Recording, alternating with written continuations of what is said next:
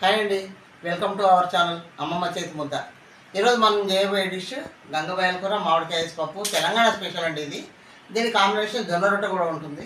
నేను చేసుకుంటాను మా ఇంట్లో స్పెషల్గా. మీరు కూడా చేసుకోవచ్చు, మీకు ఇష్టం ఉంటే. జొన్న రొట్టె గంగబాయల కూర మామిడికాయ పప్పు చాలా బాగుంటుంది, హెల్త్కి కూడా మంచిది. చూపిస్తానండి గంగబాయల కూర. ఇది గంగబాయల కూర అండి. మేము ఇక్కడ తమిళనాడులో ఉన్నాం కనుక ఇక్కడ ఎవరికి తెలియదు ఇది, దానికోసం చెప్తున్నాను. ఇది మామిడికాయ, ఇది గంగబాయల కూర. ఇది పప్పు వాష్ చేసి పెట్టేసుకున్నాను. ఇప్పుడు ఇది కూడా వాష్ చేసుకుని కట్ చేసి వాష్ చేసేసుకుంటాను. చూద్దాం. పప్పు వాష్ చేసి పెట్టుకున్నామండి, కందిపప్పు. ఇది వేరే పప్పులో బాగుండదు, కందిపప్పులోనే బాగుంటుంది. ముక్కలు అయితే కట్ చేసి పెట్టేసాను, మామిడికాయ ముక్కలు. ఇది కూడా శుభ్రంగా 3 సార్లు 4 సార్లు వాష్ చేసుకోవాలి. దీంట్లో మట్టి బాగా ఉంటుంది, అందుకని ఇలా కడిగేసి పెట్టుకుని ఇప్పుడు దీంట్లో ఈ ఆకును ముక్కలు 2 కలిపేసి పెట్టేసుకున్నాను స్టవ్ మీద. ఈ సీజన్ అండి, ఇప్పుడు సమ్మర్లోనే దొరుకుతుంది ఇది. చలవ అని చెప్పంటారు, బాగా హెల్త్కి మంచిది చలవ కూడా. ఇది ఊరికే వేరే దేనితోటి బాగుంటుంది ఈ పప్పు. ఈ గంగబాయల కూర మాత్రం పప్పే బాగుంటుంది. ఇంకా మెంతికూర పాలకూర అయితే మనం ఫ్రై చేసుకోవచ్చు, పచ్చళ్ళు చేసుకోవచ్చు, చపాతీ చేసుకోవచ్చు, అన్నీ చేసుకోవచ్చు. కానీ ఇది మాత్రం పప్పుకే బాగుంటుంది. ఇలా వేసుకున్న తర్వాత కొంచెం పసుపు వేసుకుని పెట్టేసుకుందాం స్టవ్ మీద. పసుపు వేసేసుకుంటే ఆకులకి ముక్కలకి బాగా పడుతుందండి, రంగు చూడడానికి బాగుంటుంది.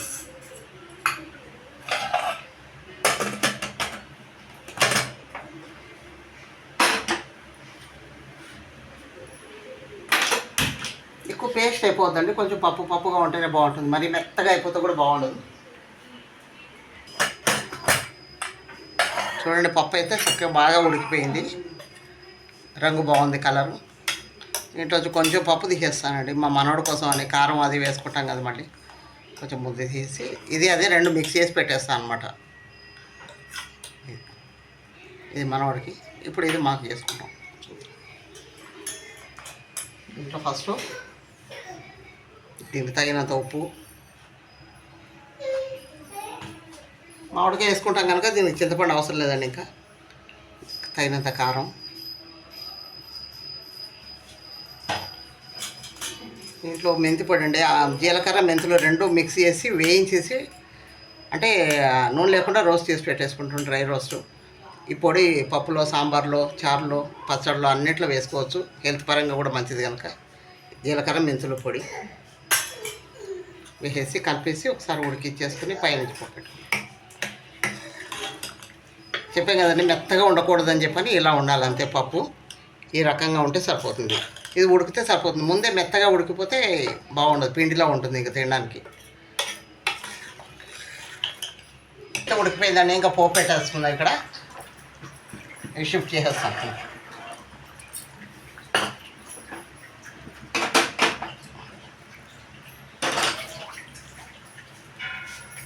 ఆవాలండి, ఆవాలు, జీలకర్ర,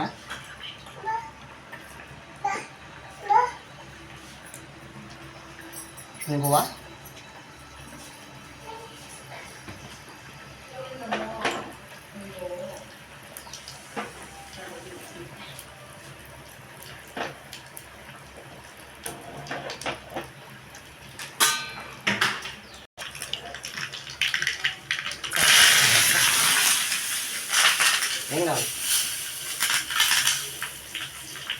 ఇంకేంటంటే పోపు వేసేసుకుందాం.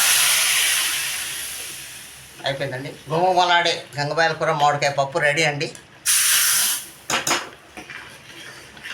ఇప్పుడు పక్కన జొన్న రొట్టె చేసేసుకుందామండి. ఇందాక గంగబాయల కూర పప్పుకి జొన్న రొట్టె కాంబినేషన్ అని ఇది జొన్న పిండి అండి.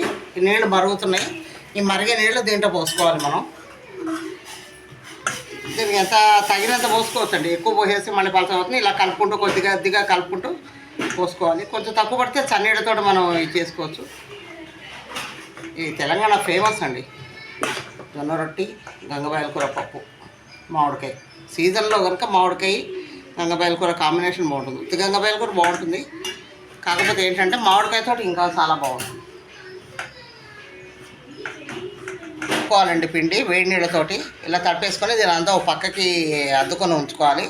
కొద్దిగా తడుపుకోవాలి. మనం చపాతీ పిండిలా కాకుండా ఇది జొన్న పిండి కొంచెం తీసుకొని ఏ ముద్దకు ఆ ముద్ద తీసుకొని నీళ్ళు వేసి తడుపుకోవాలి. కాల్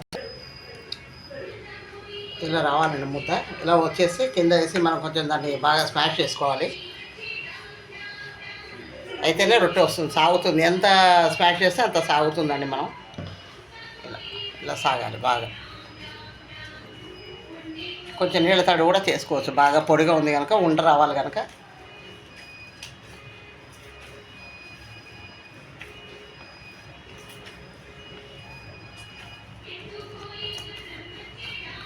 పీటపై చేసుకుంటారండి చాలామంది. మాకేమో దీని మీద అలవాటు కొంచెం బాగా.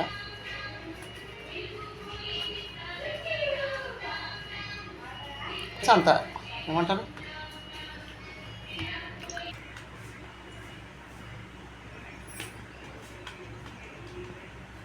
ఇలా చిగుళ్ళకు కొంచెం నీళ్ళు రాసుకోవాలండి. అయితే పగలకుండా వస్తుంది రొట్టె బాగా. కొత్తగా చేసేవాళ్ళకి, అలవాటు ఉన్న వాళ్ళకి ఏం కాదు, కానీ ఇలా రాసుకుంటే పిండి పగుళ్ళు లేకుండా వస్తుంది రొట్టె.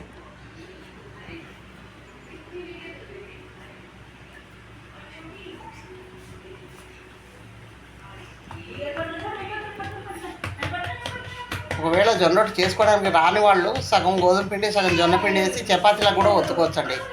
మీకు పైన వచ్చేసి లోపలేమో జొన్న పిండి ఫ్లేవర్ వస్తుంది. పైన చపాతీ పొంగినట్టే పొంగుతుంది. సగం జొన్న పిండి సగం గోధుమ పిండి వేసుకుంటే హెల్త్ పరంగా బాగుంటుంది కదండి. ఇప్పుడు అందరూ ఇవే తింటున్నారు కనుక మీరు అలా కూడా చేసుకోవచ్చు.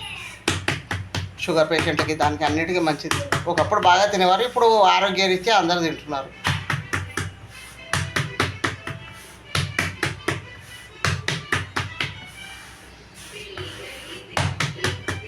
ఎక్కువ సన్నగా చేసుకుంటే కూడా మెత్తగా ఉండదండి రొట్టె, కొంచెం కరకరలాడుతుంది.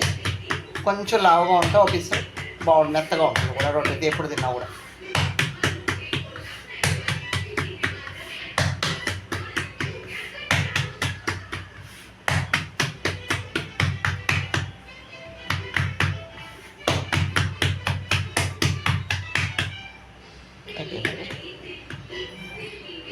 అయిపోయిందండి రొట్టె. దాని మీద వేసుకున్నాం.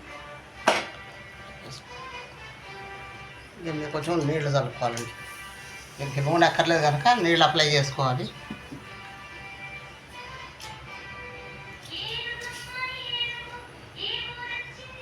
ఒక 2 నిమిషాలు ఉంచేసి తర్వాత తిరగేసుకోవాలి.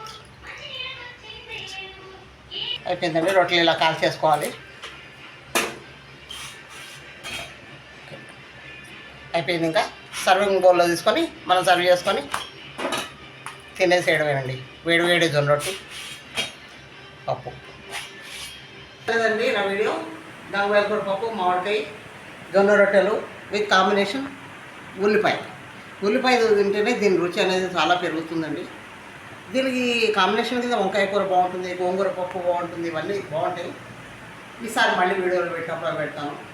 ఇప్పుడైతే ఇది ఇలా చేసుకొని మీరు ట్రై చేయండి. నా వీడియో కనుక మీకు నచ్చినట్టయితే లైక్ చేయండి, షేర్ చేయండి, కామెంట్ సెక్షన్లో కామెంట్ చేయడం మాత్రం మర్చిపోకండి. ఓకే, థ్యాంక్ యూ అండి.